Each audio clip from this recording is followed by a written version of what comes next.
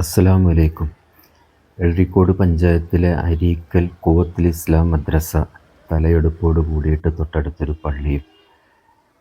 ഈ പോസ്റ്റർ കാണുമ്പോൾ നമുക്ക് പ്രത്യക്ഷത്തിൽ ആളുകളുടെ ഫോട്ടോ, ചിഹ്നങ്ങൾ, കാര്യങ്ങളൊക്കെ ഒരു എലക്ഷൻ നടക്കുന്നുണ്ടോ എന്നുള്ളൊരു തോന്നൽ. ഓരോരുത്തരുടെ പ്രചരണങ്ങളാണ്.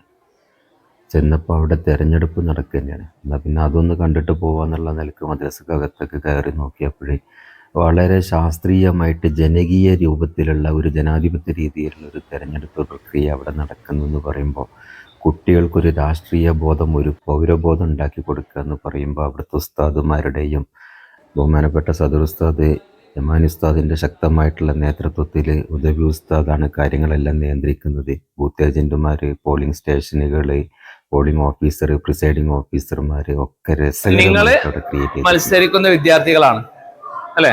അപ്പൊ നിങ്ങൾക്ക് ഈ വോട്ടിംഗ് മെഷീൻ, ഇതിന് സുതാര്യത, ഇതിന് കൃത്യത നിങ്ങൾ മനസ്സിലാക്കണം.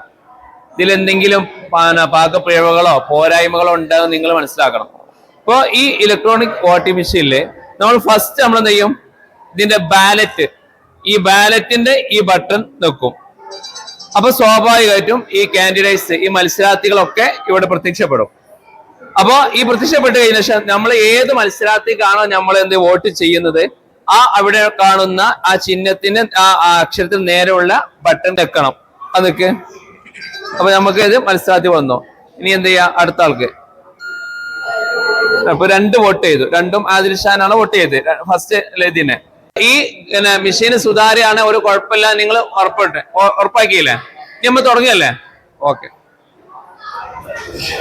അപ്പൊ ഫസ്റ്റ് നമ്മൾ എന്ത് ചെയ്യും, ഈ ബാലറ്റ് ബട്ടൺ എന്നുള്ളത് വെക്കും. അപ്പൊ ഇതില് മത്സരാർത്ഥികൾ വരുന്നുണ്ട്. ഇനി കാണുന്ന ഈ നീല ബട്ടണിൽ പ്രസ് ചെയ്യുമ്പോഴേ ആ മത്സരാർത്ഥിക്ക് വോട്ട് രേഖപ്പെടും. അപ്പൊ ഇനി ഓരോരുത്തരും ഒന്ന് പ്രസ് ചെയ്യും. കണ്ടോ, നീ ഒരു വോട്ട് രേഖപ്പെടുത്തി. ആർക്കാർക്ക് ഓർമ്മ ഉണ്ടല്ലോ, രണ്ടാമത്തെ കാൻഡിഡേറ്റ്സിനാണ്. ഇനി അടുത്ത ആള് ഈ ബാലറ്റ് ബട്ടൺ ഫസ്റ്റ്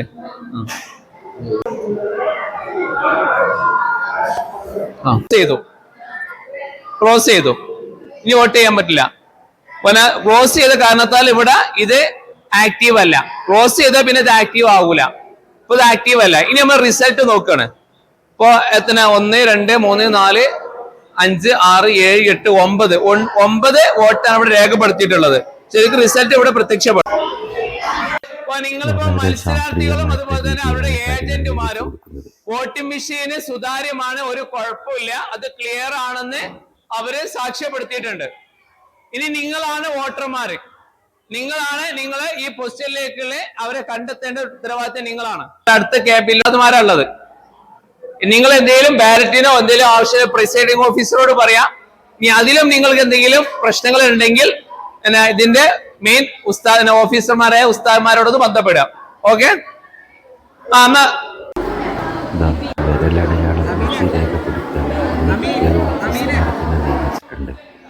എല്ലാം ശരിക്കും ഒരു ജനാധിപത്യ രീതിയിൽ ഭാരതത്തിലൊക്കെ നടക്കുന്ന തെരഞ്ഞെടുപ്പിൻ്റെ അതേ പ്രക്രിയ ഉൾക്കൊണ്ടുകൊണ്ട് രാജ്യത്തിൽ ഉത്തരവാദിത്തപ്പെട്ട ഒരു പൗരന്മാരെ സൃഷ്ടിക്കുക, രാഷ്ട്രീയ ബോധമുള്ള പൗരന്മാരെ സൃഷ്ടിക്കുക, ജനാധിപത്യ ബോധമുള്ള പൗരന്മാരെ സൃഷ്ടിക്കുക, അതിൻ്റെ ഒരു ഉദ്ദേശത്തോട് കൂടിയിട്ട് കാര്യങ്ങൾക്ക് ഒരു ലീഡർഷിപ്പ് നേതൃത്വം എങ്ങനെ കുട്ടികളിലേക്ക് ഉണ്ടാക്കി കൊടുക്കാൻ എന്ന് ഒരു പ്രശ്നങ്ങളും പ്രയാസങ്ങളും ഇല്ലാതെ നോക്കാൻ വേണ്ടി സെക്യൂരിറ്റി ഓഫീസർമാരാണ് 2 പേരെ അതും നിയമിച്ചിട്ടുണ്ട്. ഇവരൊക്കെ ഭാവിയിൽ വലിയ വലിയ ഉദ്യോഗസ്ഥന്മാരായിട്ട് വരട്ടെ എന്ന് ആശംസിക്കുകയാണ്.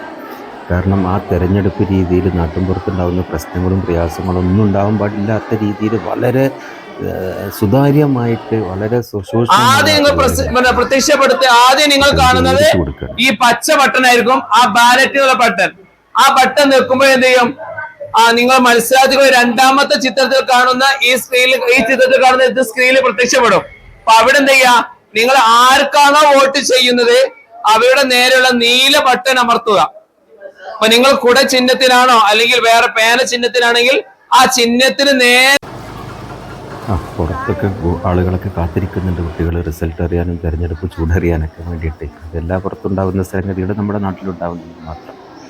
മഷി അടയാളം കുട്ടികളുടെ വിരലേക്ക് രേഖപ്പെടുത്തുന്നത്, അവരുടെ പേര് അവരുടെ രജിസ്റ്റർ ബുക്ക് നോക്കിയിട്ടാണ്. ഐഡൻറ്റിറ്റി കാർഡ് ഓരോരുത്തർ ഡയറി കൊണ്ടുവന്നവർക്ക് മാത്രമേ തെരഞ്ഞെടുപ്പിൽ വോട്ട് ചെയ്യാനുള്ള അവകാശമുള്ളൂ. നമ്മുടെ മുഹമ്മദ് ഉസ്താദാണ് ശ്രദ്ധയോട് കൂടിയിട്ട് കാര്യങ്ങൾ വീക്ഷിക്കുന്നുണ്ട്. തിരഞ്ഞെടുപ്പ് രജിസ്റ്ററാണ്, രജിസ്ട്രേഷൻ നോക്കിയിട്ടാണ് ഓരോരുത്തരെയും അകത്തേക്ക് വിടുന്നത്. അതിനൊക്കെ പ്രത്യേകം ഓഫീസർമാരെ തന്നെ നിയമിച്ചിട്ടുണ്ട്. ബൂത്ത് ഏജന്റുമാർ ഒരു ഭാഗത്തിരിക്കുന്നുണ്ട്. ബീപ്പ് സൗണ്ടൊക്കെ അതേ ലെവൽ തന്നെ. നമ്മുടെ ഗഫൂർ ഉസ്താദ്, ഗഫൂർ ബാബ എല്ലാറ്റിനും തിരഞ്ഞെടുപ്പിൽ വിജയിച്ച എല്ലാവർക്കും ഞാൻ ആശംസകൾ നേരാണ്. രാജ്യത്തിൻ്റെ ഭാവി ഭാഗതയെ നിർണ്ണയിക്കേണ്ടതിൻ്റെ ഉത്തരവാദിത്വത്തിൻ്റെ തുടക്കം ഇവിടെ നിന്നാവട്ടെ. അരീക്കൽ ഖുവത്തുൽ ഇസ്ലാം മദ്രസയിലെ എല്ലാവർക്കും അഭിനന്ദനങ്ങൾ.